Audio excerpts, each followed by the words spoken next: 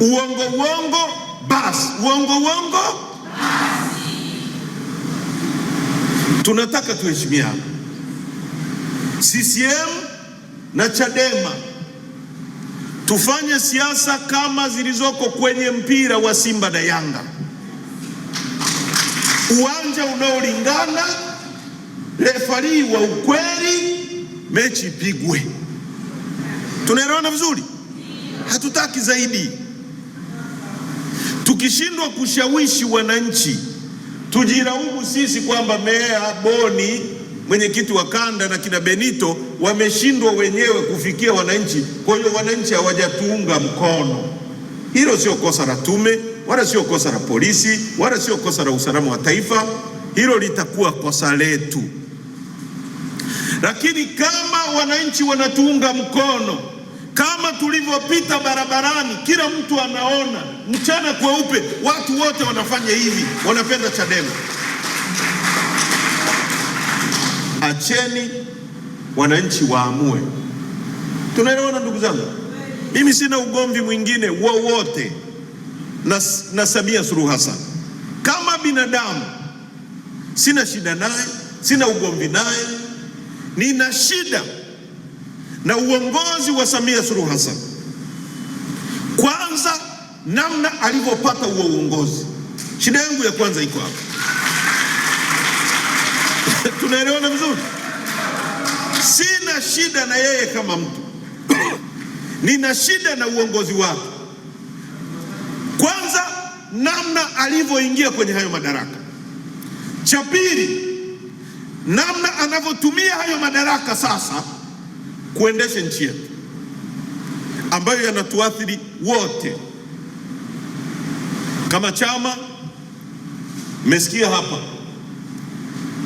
Kaswahili ametekwa, si mwanachama wetu? Chama chetu kimepoteza, familia yake imepoteza, watoto wake wamepoteza. Hiyo inatuathiri, haituathiri? Mbili, Deusdedith Soka, kijana mdogo, alikuwa mgombea wa udiwani wa kata ya Buza. Chama kimepoteza, familia imepoteza, ndugu wamepoteza. Jacob Mrai, katibu wetu wa jimbo hili, chama kimepoteza, familia imepoteza, ndugu wamepoteza, nchi imepoteza. Na wengine na wengine na wengine. Kuna shida ya namna alivyoingia madarakani, nina shida na namna anavyoendesha nchi. Na ndugu zangu wa Temeke, binadamu mmoja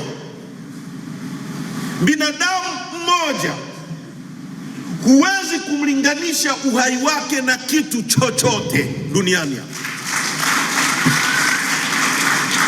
kuliko binadamu mmoja afe. Ni bora kwa uzembe, ni bora tusiwe na hilo bwao wanalosema sio la Mwalimu Nyerere, kwa sababu alilingani na uhai wa binadamu. Iko hivi, mnielewe vizuri. Ndege tunayoona, au tusiende kwenye ndege, ni mbali sana. Hii feni hii tunayoiona, kwanza ipo duniani kwa sababu binadamu yupo. Uongo kweli? Binadamu asipokuwepo hii feni haipo. Sasa itakuwa ipo kwa ajili ya nini? Hii feni ipo ili ikupe wewe comfort, yani ukiwa kwenye joto ikupe baridi. Ndio maana ya feni. Kama hakuna binadamu, feni haina thamani. Gari lipo kwa ajili ya binadamu, binadamu sio kwa ajili ya gari. Gari lipo ili lifanye maisha yako yawe rahisi. Usitembee kwa miguu, utumie usafiri. Na hilo gari limeanzaje? Genesis yake ni wazo la binadamu huyu. Mnanielewa vizuri? Hawakukaa watu 20 wakasema tufikirie kutengeneza gari. Alikaa mtu mmoja akabuni, baadaye hilo wazo akapeleka kwa wenzake, mwingine akaongeza tairi, mwingine akasema tuweke honi, mwingine. Kwa hiyo uvumbuzi ukaendelea. Speaker hizi, ndege, kila kitu, hiyo kamera, kila kitu tunachotumia kwanza kipo kwa ajili ya binadamu, lakini kimeumbwa na binadamu. Kwa leo unapomchukua Jacob Mrai unamuua, unampoteza au Polepole, unajuaje kama mtoto ambaye angezaliwa na Jacob Mrai ndiye angekuja avumbue dawa ya ukimwi duniani na aokoe watu wanaokufa hapa duniani? Watu wa Temeke, mnanielewa? Hivi mnanielewa vizuri?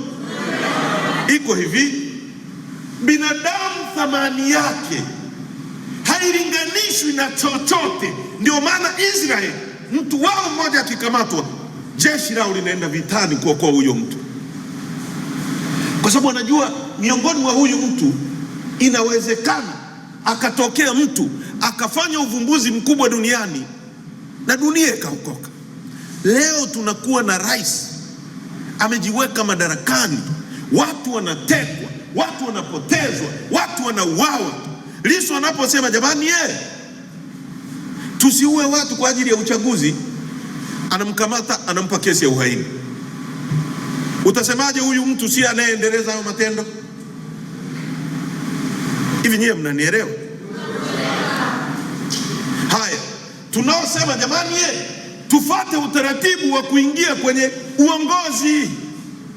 Uongozi una kanuni zake, kama vile michezo ina kanuni. Kwenye michezo ya mpira wa miguu ambao wengi mnaangalia, kuna kitu kinaitwa offside, sio?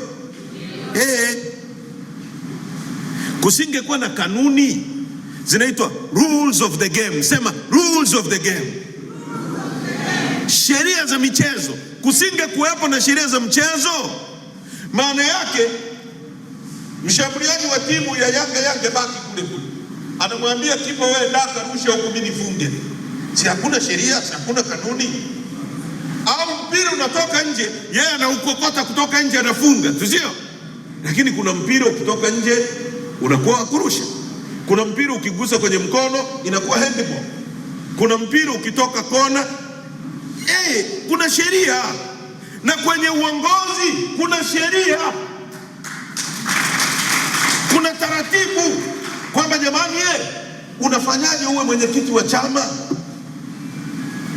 Unafanyaje uwe diwani?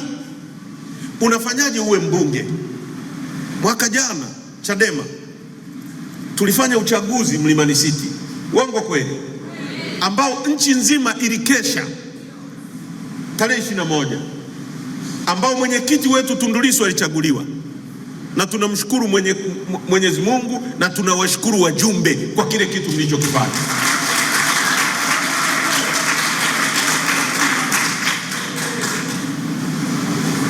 Mnanielewa vizuri? Mmeelewa nilichosema? Tunashukuru wajumbe na tunamshukuru Mwenyezi Mungu. Sasa ule uchaguzi kulikuwa na taratibu. Uchaguzi umetangazwa, fomu ziko, unaenda unachukua fomu, unajaza fomu. Ukishajaza fomu unatafuta wadhamini, kuna siku ya mwisho ya kurudisha fomu. Tukarudisha fomu. Baada ya kurudisha fomu tukaitwa, tukafanyiwa usaili, alafu sasa tukapelekwa kwa wajumbe kuamua. Kuna wengine waliitwa kufanyiwa usaili, wakafeli, wakaondolewa. Huo ni utaratibu, ni mchakato. Sasa hata kwenye ugombea ndani ya CCM kuna michakato kama hiyo. Kuna kanuni za uchaguzi za viongozi wa ndani ya CCM, kuna kanuni za uongozi wa viongozi wa CCM wanaokwenda kutafuta uongozi wa dola. Sasa mimi kwa sababu sitaki urongorongo, nimekuja na katiba yao na kanuni zao hizi hapa, ili niwasomee mwelewe.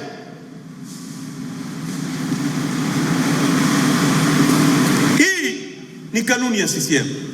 Wanasema utaratibu wa kuomba uongozi, ibara ya 4, Ratiba ya uchaguzi wa serikali kuu na serikali za mitaa na uchaguzi mdogo wowote unaofanywa itawekwa na chombo cha dola chenye mamlaka ya kusimamia uchaguzi.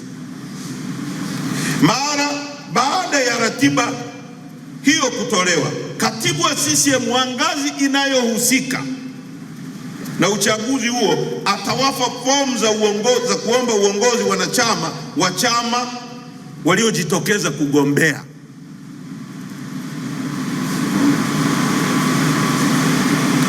Ili kuchukua fomu na kurudisha.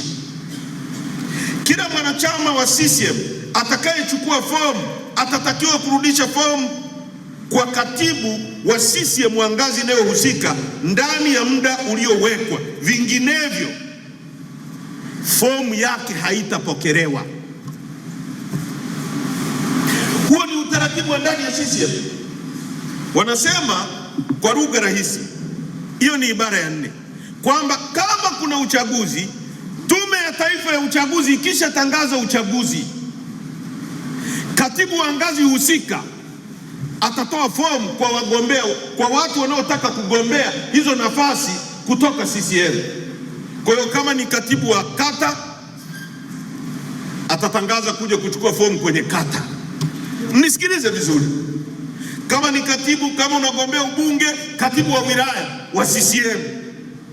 Kama unagombea urais, katibu mkuu wa CCM wa taifa. Kama unagombea Zanzibar, katibu kule kwao Zanzibar.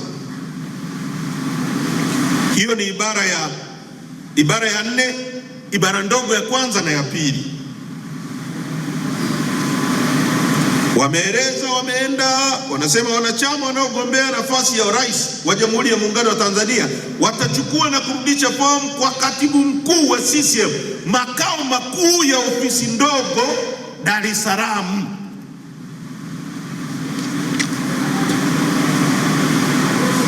Sasa kumbe basi utaratibu wa CCM unasema uchaguzi ungetangazwa baada ya Tume ya Taifa ya Uchaguzi kutangaza, Samia Suluhu Hassan na wengine waliokuwa wanataka wagombee ndani ya chama chao wangeenda ofisi ndogo ya CCM Dar es Salaam hapo wachukue fomu. Wakishachukua zile fomu zijazwe, wapate wadhamini, warudishe fomu. Ukienda ibara ya 9 inaeleza hayo yote. Mgombea CCM yeyote wa CCM anayetaka kuingia katika chombo cha dola atateuliwa kwa kuzingatia kura za maoni. Hicho ni kitabu chao, sio mimi, sio Heche anayezungumza hapa, kinazungumza kitabu chao. Sasa niwaulize watu wa Temeke, Samia ameenda kwenye ukumbi, mkutano mkuu wa CCM ulikuwa na ajenda ngapi? 4. Ilikuwa tarehe 18, kwa sababu nakumbuka sisi tulifanya baraza kuu, baraza kuu tulifanya kamati kuu tarehe 20, mkutano mkuu tarehe 21. Wao walifanya tarehe 18 na 19, na walikuwa wanaleta hiyo ili watu wasitufuatilie sisi, wawafuatilie wao, lakini wananchi wote wakawa wanafuatilia Chadema. Nchi nzima mkutano mkuu wa Chadema ndio ulikuwa unafuatiliwa. Uongo kweli? Kwa hiyo wameenda kwenye ukumbi, wana ajenda ngapi? Na huo mkutano ulikuwa na ajenda moja, kumteua Wasira kuwa makamu mwenyekiti, kwa sababu hajachaguliwa kama mimi nilichaguliwa kwa kura, yeye aliteuliwa. Mzee alifanya nini? Yeye aliteuliwa, mzee Wasira. Na mzee asiwe anajilinganisha na mimi bana. Hii ni gari ya kisasa mpya. Uongo kweli? Hii gari mpya ya kisasa bana. New model. Yes. Aliteuliwa. Ule mkutano ulikuwa na ajenda ya kumteua Wasira, ulikuwa na ajenda ya kusoma utekelezaji wa ilani ya CCM Zanzibar. Ilikuwa inasomwa na naibu katibu mkuu kutoka Zanzibar.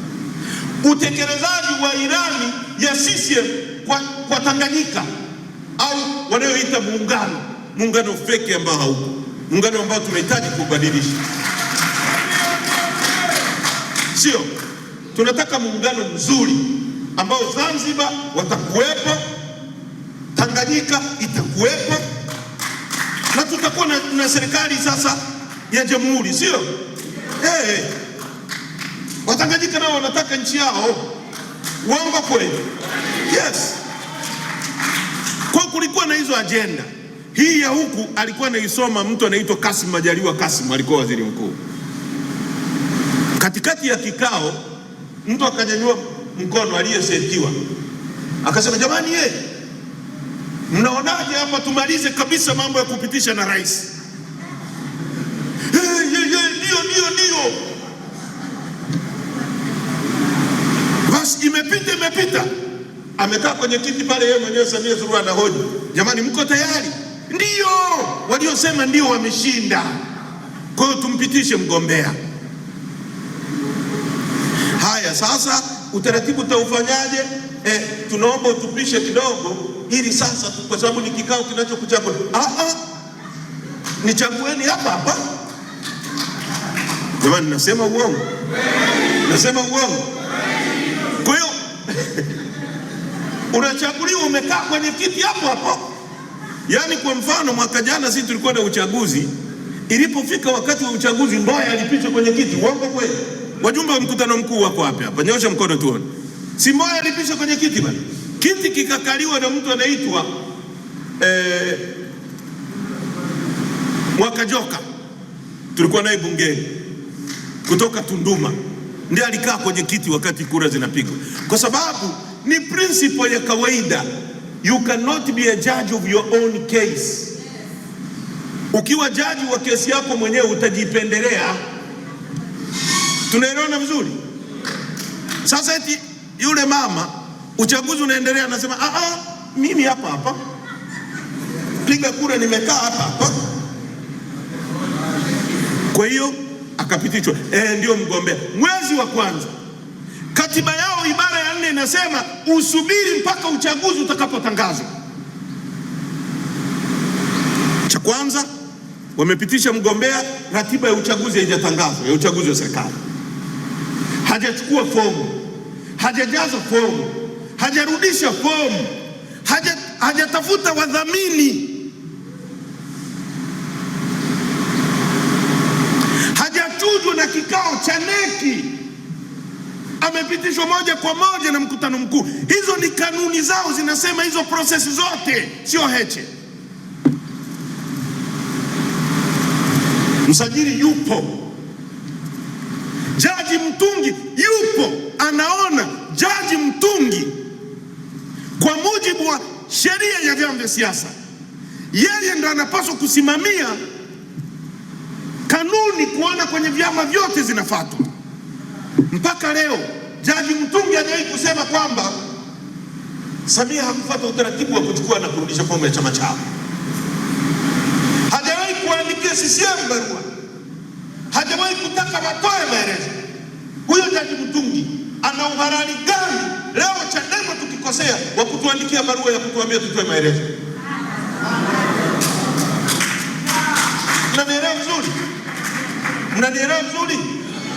Huyu mtu ambaye anapaswa kusimamia vyama vyote vifuate sheria, CCM imevunja sheria na kanuni zake na katiba yake, hajawahi kuiambia vyo wala fyu. Alafu huyo Jaji Mtungi anachukua vibaraka wanaojiita viongozi wa Chadema, anawaweka kwenye mahoteli, anawapa pesa, anawapanga kushughulikia chama chetu.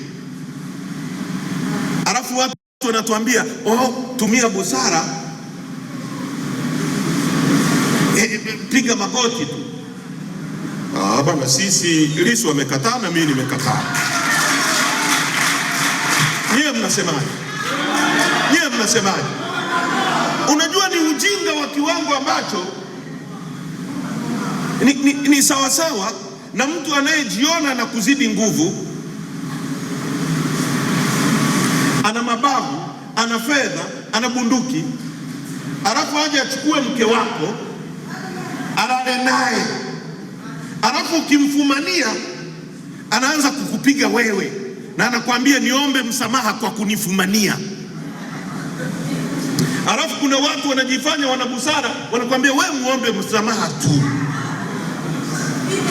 Mimi hiyo sitakubali. Nyewe mnasemaje? Wakuli wanasema hata kama wewe ni mdogo unafia kwenye chako, unafia kwenye, ndio hatutakubali. Yaani huwezi kutuonea waziwazi alafu unatushinikiza kukupigia magoti. Hilo lilikuwa ni jaribio la kwanza, na ndio maana nimesema mimi nina matatizo na Samia Suluhu Hassan jinsi alivyojipatia uongozi. Sasa ndugu zangu, mzee wangu, tukisema hakufuata sheria kwenye kufuata uongozi, tumekosea nini hapo? Nimekosea nini hapo mzee? Sasa nikisema hivyo wanasema wananiwinda waniumize. Lissu akisema hivyo kwamba kama unapindisha sheria ya chama chako ukija ukawa kiongozi wa nchi utapindisha sheria kwa sababu imekuwa ni utaratibu wako. Nyie watu wa Temeke mnanielewa? Haya, alipomaliza kutengeneza na kupora mchakato wa ndani ya chama chake akakumbuka sasa humu nimeishafanikiwa humu, hawa wote mimi nawaendesha tu, nikisema kulia geuka wanageuka. Unajua CCM wamezoea unafiki. Yaani ukiwa rais ukisema, kwanza wanaamini rais ni Mungu. Nilimsikia hata wakili wa serikali jana anasema kwa kitendo cha Lissu kusema rais aje hapa kutoa ushahidi, huyu Lissu anaweza kumuita Mungu siku moja, kwa sababu yeye anaamini rais wao ni Mungu. Ndio maana mimi nikimtaja Samia humu wanaona kama na kufuru. Samia ni binadamu tu, na alikuwepo Mkapa, alikuwepo Nyerere, alikuwepo Mwinyi, alikuwepo Magufuli, na kitendo hicho cha kuonesha hao watu wamekufa inaonesha na wao ni binadamu. Kama Mwinyi asingekufa, Mkapa asingekufa, Nyerere asingekufa na Magufuli, tungesema ukiwa rais unakuwa Mungu. Mungu si ndio hafi ndugu zangu? Wengine wote wanakufa. Kwa hiyo alipomaliza mchakato wa ndani ya chama chao akakumbuka kwamba huku nje nina chuma kilichopigwa risasi 17 kinatembea, nitakikabili vipi? Nikienda kule Tarime nikutane na wananchi halafu aje Lissu, nitaeleza nini mimi? Hatua ya pili, kamata Lissu, mpe kesi ya uongo. Wakamkamata tarehe 9 mwezi wa 4, wakambambika kesi. Wamekaa naye. Katikati hapo wana CCM wakaanza kupinga, jamani utaratibu wa kufuatwa si nini. Yule Malisa wakamkamata wakamweka ndani, wakamfungulia kesi ya uhaini. Mpina akaruka akaenda ACT, wakaenda kule. Mpina ameenda kuchukua fomu, tume ikamnyima fomu. Yaani tume ya uchaguzi eti mtu anaenda kuchukua fomu, la tukupi fomu sasa, tukupi hata. Hiyo ni tume kweli ndugu zangu?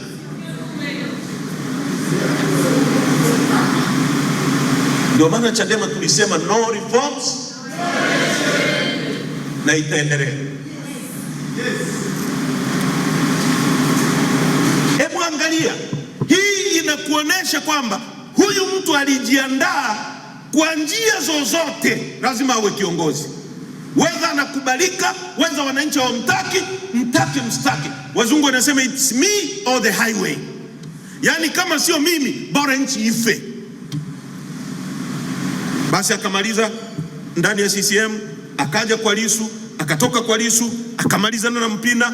Wananchi wakasema jamani tarehe 29 wananchi wakasema hatutaki huo uchaguzi, hatutaenda kupiga kura.